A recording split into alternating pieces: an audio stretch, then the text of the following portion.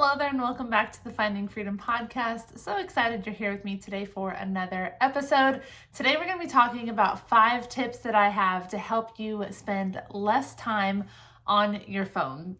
So full transparency as we dive into this episode, I am recording this on November 25th and I actually was just in my stories talking on Instagram about this very topic because it's one that I have been very lax on lately. And so I shared that I'm about to record this episode, and I thought that it was funny that I was re-challenging myself to applying these tips because I've been a little bit too lax on them in the last couple of weeks, and I've noticed a significant difference not only in my mood and my behaviors, but also in my children. And so I think that this is just the perfect time for me to be sharing this episode because it's going to give me a little bit extra accountability to really implement these things, to hold firm to the things that I know work. And because I'm sharing them, I hope that you will join me in all of them, or at least some of these tips, because I know that they can help you as well. So the reason that I wanted to bring this up in today's episode is because I talk a lot about time management and productivity, and one of the biggest downfalls that I have in my own personal time management and my own personal productivity is my phone, because everything is on my phone. My phone is basically a computer. And it's very easy to open up a text message and respond to somebody real quick. And then all of a sudden you're on the Instagram app and you're like scrolling for 15 minutes and then you don't realize that you were doing that. And then your kids need you. And then, just kind of these spirals of things happen. And so I just personally know when I spend less time on my phone, I'm more productive. I manage my time better. I'm happier. I show up better for my family. I show up better for my work. I show up better for my friends. And I just know that that is because when you spend less time on your phone, you're more present in your moment-to-moment life, in real life, versus in the digital world that, we all know is not all real and is full of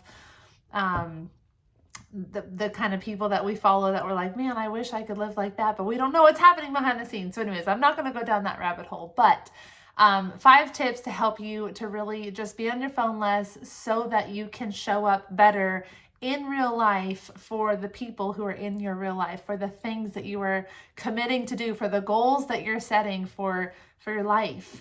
And so the first one that I want to touch on, and this is one that I don't ever veer from, is to silence notifications.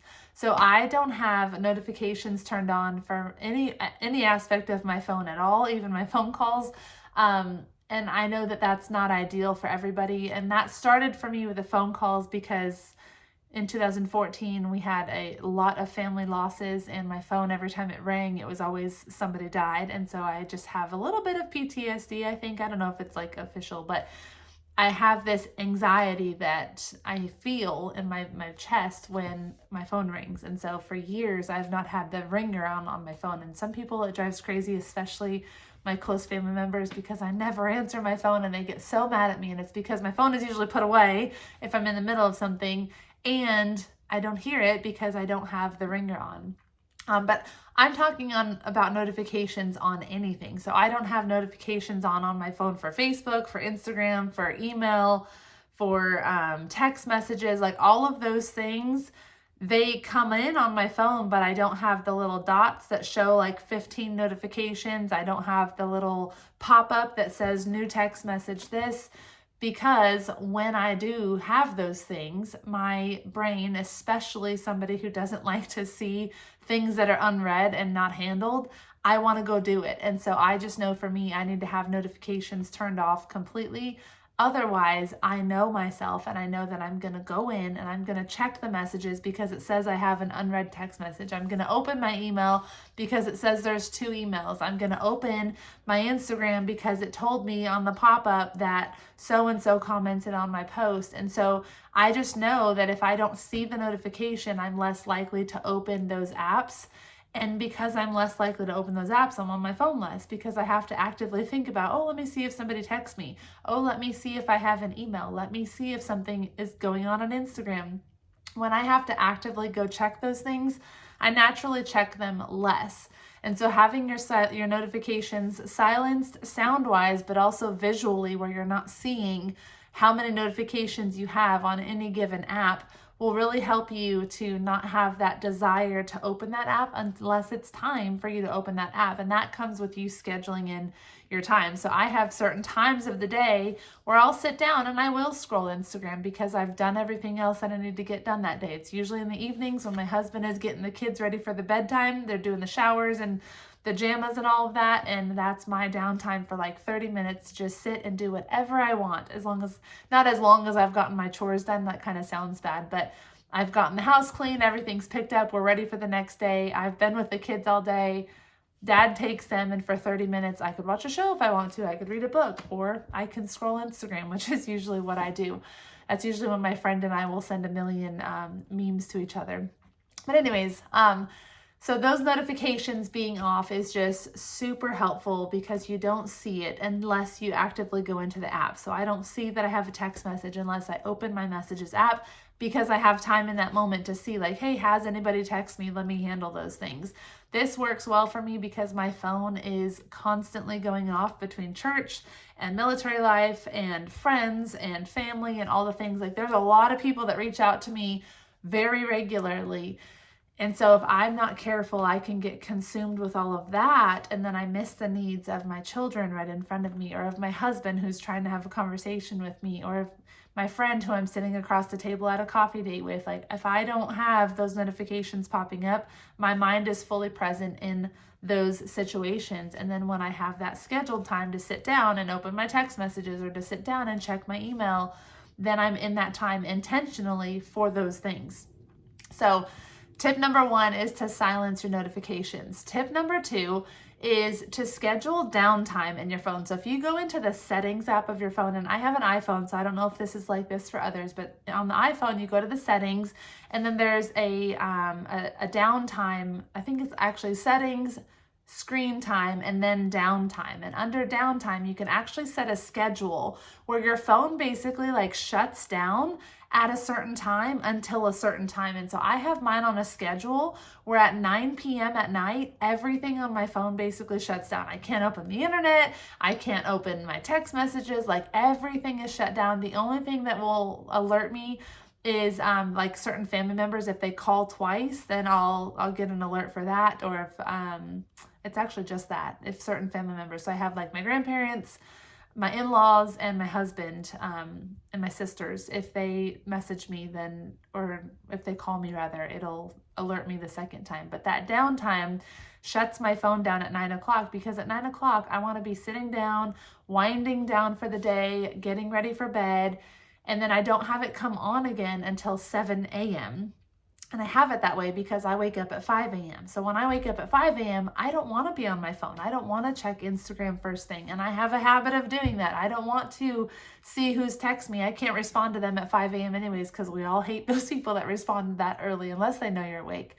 But I don't want to be on my phone that early. I want to be spending that time with God. I want to be getting my workout in. I want to be reading. I want to just be starting my day focusing on myself a little bit so that I can then pour into others better, because I've filled my own cup and now I can go pour into others. That time with God in the morning is so much more fruitful when I don't have my phone staring at me as I do it. So and a lot of you who may follow me on social media, if you see my Instagram stories, I usually will share my quiet time in the mornings. I snap photos as I go, and then I'll post them later once my downtime turns off. So 7 a.m. is when my downtime turns off, and you can override these things, obviously, if you are like, I really need to look something up, or I really do need to check whatever app. You can override it with a code, so it's not to say like your phone's going to blow up or something if you open it, but it makes you check yourself and say, do I really need to be opening this app right now? Do I really need to be checking that right now? Or do I need to be doing something else? And that gut check, that reality check really makes you like, no, actually I don't need to look up I can't even think of something like a recipe right now. I don't need to do that right now. Right now, I'm supposed to be in God's word. I'm supposed to be in prayer. I'm supposed to be this. I'm supposed to be teaching my kids, whatever. And so I have downtime scheduled from 9 p.m. to 7 a.m. And that just shuts my phone down so that I have time for me to just recoup and not have the needs of the world coming at me. I'm just broke. And a lot of that is obviously me sleeping. But anyways, so that's downtime. So number 1, silence notifications and turn them off. And then number 2 is downtime. Number 3 is to auto schedule your do not disturb. So again, this is under settings in the iPhone. You go to do not disturb, and in there you can create different not sections, different titles of do not disturb. So I personally have one for homeschool, I have one for my work time, and then I have one for driving. And then I think the other one is just like the general do not disturb. So and I schedule these. So you can have it where you can like slide your phone down and it'll show you like do not disturb, and you tap it and it'll give you the options and you can manually put it on. But I wasn't doing that. And so I personally, again, want my phone to kind of shut down at certain times. And you can choose what apps come through and those kinds of things during this do not disturb. I, again, have everything just shut down. So at 9 a.m., that's when the boys and I are starting school. So I basically can use my phone between 7 and 9. And then at 9 a.m., do not disturb comes on automatically, and it stays on until noon, which is usually about when we're done with homeschool. So as I'm homeschooling them, I'm not getting notifications on my watch. I'm not getting notifications on my phone. It's all on do not disturb. They're all happening. It's coming through. Today when we were homeschooling, I finished homeschool and I had 7 unread emails, 14 text messages, and I don't even know what was on Facebook and Instagram, but tons of notifications there as well. And I didn't see any of it because I didn't get notified of any of it because I was present with my kids in that moment. So I had it scheduled from 9 to 12 is my homeschool do not disturb block on my phone. And then from 12 to 1, it's open so people can contact me. And then again at 1 o'clock, it shuts off. And from 1 to 3, do not disturb happens again so that I can sit down in my work block and I could work for 2 hours without the phone calls, without the interruptions. I can call those people back. I can respond to those text messages. I can answer those emails after that work block, because I need to focus on the work that I need to get done. So then after 3 o'clock, my phone opens up again and I have from 3 o'clock until 9 o'clock to do whatever I need to do on my phone. If you want to even go further, and this is something I'm actually considering, is going further and saying maybe from 3 to 5, I have my phone open, but then again at 5 to like 8 o'clock, it shuts down again so that I'm more present in just having family time with my husband home with the kids. That differs with sports, obviously, so that's kind of why I haven't set that auto schedule, but you can just you can just put it on do not disturb when you're like, I'm going to have set family time right now with my family and I don't want my phone distracting me. You can put on that do not disturb during that family time so that you have that family time and that focus and you don't have the notifications coming in. So auto scheduling do not disturb has been super key for me as well, because I don't have to think about it. It automatically does it. And then I didn't even realize it today that it had done it. And then I opened up my phone after we were done with school and I was like, oh my gosh, who's been texting me? And I'm looking at all the messages.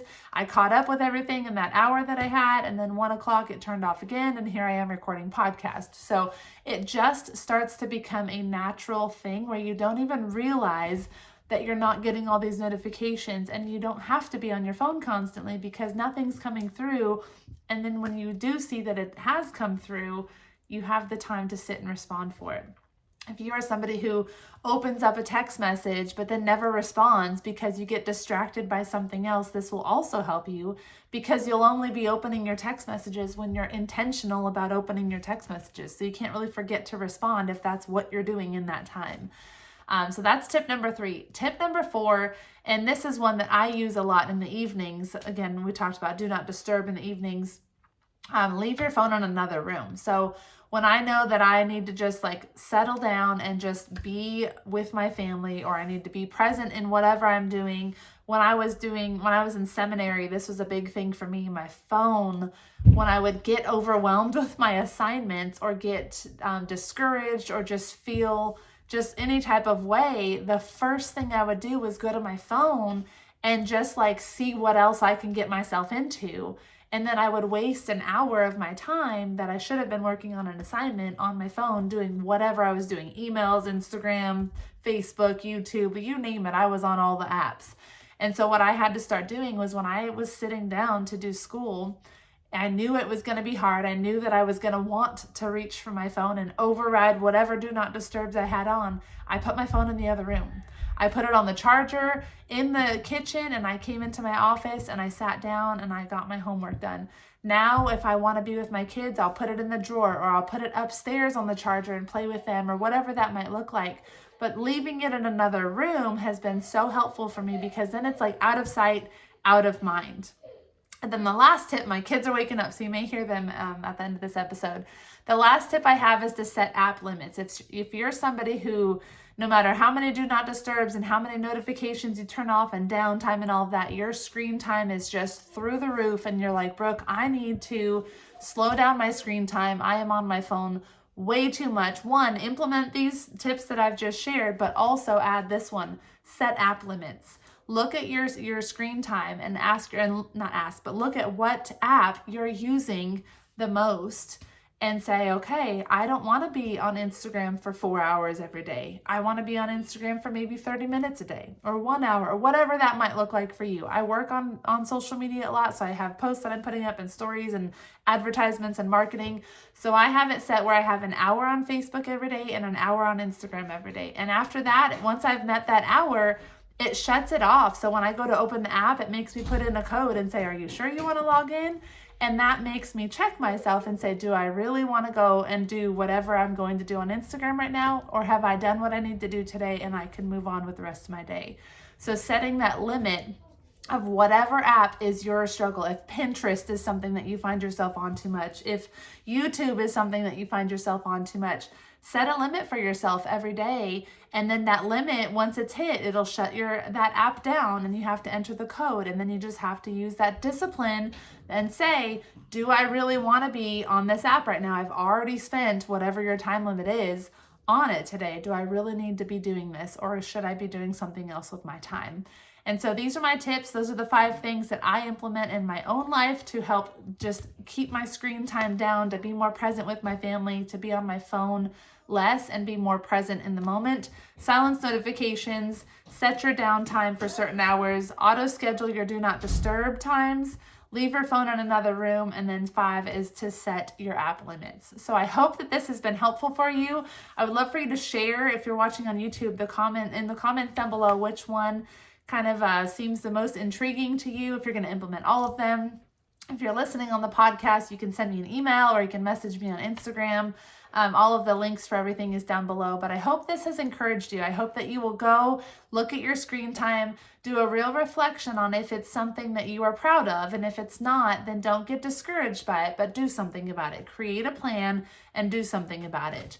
And then from there, just continue to check yourself, get an accountability partner, those kinds of things. So thank you guys for listening to today's episode. Again, I hope it was encouraging for you. If it was, make sure that you share it with a friend, leave me a rating and review, and I will see you again very soon for my next episode. Bye, guys.